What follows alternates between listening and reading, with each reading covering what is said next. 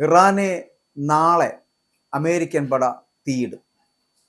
ട്രംപിൻ്റെ വെല്ലുവിളിയിൽ ഇറാൻ പട വാഷിംഗ്ടണിലേക്ക്. പശ്ചിമേഷ്യയെ മുൾമുനയിൽ നിർത്തി ഇറാന് നേരെ യുദ്ധപ്രഖ്യാപനവുമായിട്ട് അമേരിക്കൻ പ്രസിഡന്റ് ഡൊണാൾഡ് ട്രംപ് ഇറങ്ങുമ്പോൾ ഇറാനെ ചാരമാക്കുന്നതിൽ കുറഞ്ഞതൊന്നും US ആഗ്രഹിക്കുന്നില്ല. അമേരിക്കൻ സമയം ചൊവ്വാഴ്ച രാത്രി 8 മണിക്ക് ആക്രമണം തുടങ്ങുമെന്ന് ട്രംപിന്റെ അന്ത്യശാസനം വന്നിരിക്കുന്നു. ഒരു സൈനിക നീക്കത്തിന്റെ തീയതിയും സമയവും ഒക്കെ മുൻകൂട്ടി വെളിപ്പെടുത്തുന്ന ട്രംപിന്റെ ഈ നടപടി എന്ന് പറയപ്പെടുന്നത് യുദ്ധചരിത്രത്തിൽ തന്നെ അത്യപൂർവങ്ങളിൽ അത്യപൂർവമാണ്. വെറുമൊരു സൈനിക നീക്കമല്ല ഇത്, മറിച്ച് ഇറാനെ അഗ്നിഗോളമാക്കി മാറ്റാൻ പോകുന്ന ഒരു പ്രതികാര നടപടിയാണ് അമേരിക്ക നടപ്പിലാക്കാൻ പോകുന്നത്. ഹോർമുസ് കടലിടുക്ക് കപ്പൽ ഗതാഗതത്തിനായിട്ട് തുറന്നു കൊടുത്തില്ല എങ്കിൽ ഇറാന്റെ അടിസ്ഥാന സൗകര്യങ്ങൾക്കും ഊർജ്ജ നിലയങ്ങൾക്കും മേൽ ചൊവ്വാഴ്ച രാത്രി 8 മണിക്ക്, അതായത് ഇന്ത്യൻ സമയം ബുധനാഴ്ച പുലർച്ചെ, US സൈന്യം ആക്രമണം തുടങ്ങുമെന്ന് ട്രംപ് വെളിപ്പെടുത്തിയിരിക്കുന്നു. തന്റെ സമൂഹ മാധ്യമമായിട്ടുള്ള ട്രൂത്ത് സോഷ്യലിലൂടെയാണ് ട്രംപ് ലോകത്തെ ഞെട്ടിച്ചുകൊണ്ട് ആക്രമണ സമയം വരെ കൃത്യമായിട്ട് പ്രഖ്യാപിച്ചുകൊണ്ടുള്ള യുദ്ധത്തെക്കുറിച്ച് ഇത്തരത്തിൽ വിസ്തൃതമായി പറയുന്നത്. ഒരു സൈനിക നീക്കത്തിന്റെ തീയതിയും സമയവും മുൻകൂട്ടി വെളിപ്പെടുത്തുന്ന ട്രംപിന്റെ ഈ നടപടി എന്ന് പറയപ്പെടുന്നത് യുദ്ധചരിത്രത്തിൽ തന്നെ അത്യപൂർവമാണ്. വെറുമൊരു സൈനിക നീക്കമല്ല, മറിച്ച് ഇറാൻ അനുഭവിക്കാൻ പോകുന്ന കടുത്ത ശിക്ഷാ നടപടിയായിരിക്കും ഇത് എന്ന് ട്രംപ് മുന്നറിയിപ്പ് നൽകുന്നു. ഇറാന്റെ പവർ സ്റ്റേഷനുകളും പ്രധാന പാലങ്ങളും തുടച്ചു നീക്കുമെന്നാണ് ട്രംപിന്റെ അവകാശവാദം.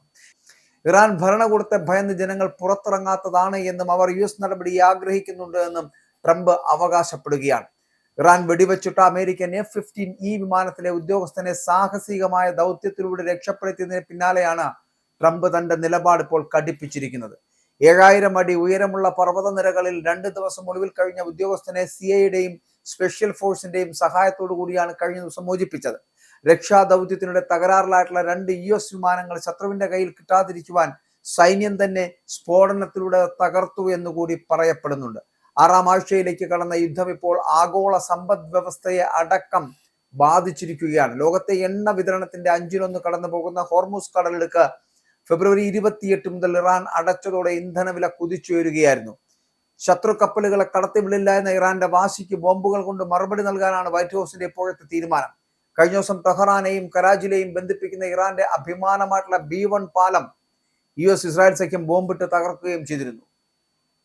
ട്രംപിന്റെ നീക്കം രാജ്യാന്തര നിയമങ്ങളുടെ ലംഘനമാണ് എന്ന് Iran parliament speaker Mohammad Bagher Ghalibaf ആഞ്ഞടിക്കുകയും ചെയ്തു.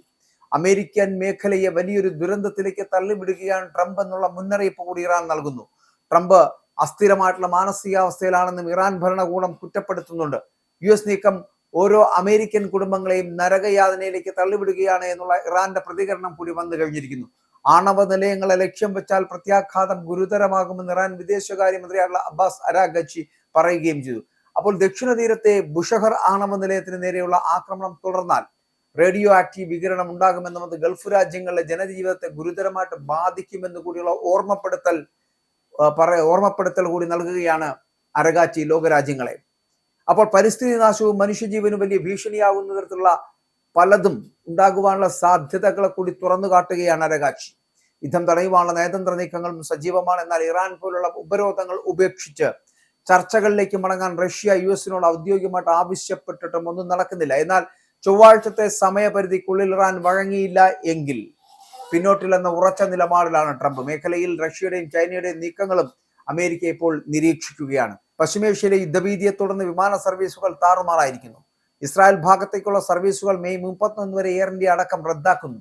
ഗൾഫ് മേഖലയിലെ പ്രധാന വിമാനത്താവളങ്ങളെയും സംഘർഷം വളരെ കൃത്യമായി ബാധിച്ചിരിക്കുന്നു. യാത്രാ വിമാനങ്ങൾക്ക് നേരെ ആക്രമണം ഉണ്ടാകാൻ സാധ്യതയുണ്ട് എന്നുള്ള ഇന്റലിജൻസ് റിപ്പോർട്ടുകളെ തുടർന്ന് പല പ്രമുഖ കമ്പനികളും റൂട്ടടക്കം മാറ്റിയിരിക്കുന്നു. എണ്ണക്കിണറുകളുടെ നിയന്ത്രണം ഏറ്റെടുക്കുമെന്ന ട്രംപിന്റെ പുതിയ വെളിപ്പെടുത്തൽ എണ്ണ കമ്പനികളെയും നിക്ഷേപകരെയും ആശങ്കയിലാക്കുന്നു. യുദ്ധം നീണ്ടുപോയാൽ വികസ്വര രാജ്യങ്ങളുടെ സമ്പദ് വ്യവസ്ഥ തകരുമെന്ന ഭീതിയുണ്ട്. ഇറാന്റെ എണ്ണ സമ്പത്ത് കൈക്കലാക്കി ആഗോള വിപണി നിയന്ത്രിക്കുവാനുള്ള ഗൂഢാലോചനയാണ് ട്രംപ് ഇതുവഴി നടത്തുന്നത് എന്നുള്ള കാര്യത്തിൽ തർക്കമില്ല. ചൊവ്വാഴ്ച രാത്രി US സൈന്യം നീക്കം തുടങ്ങിയാൽ അത് ഒരു പൂർണ്ണ രൂപത്തിലുള്ള 3ാം ലോക മഹായുദ്ധത്തിന് വഴിമരുന്നിടുമോ എന്ന പേടിയിലാണ് ലോകം മുഴുവൻ.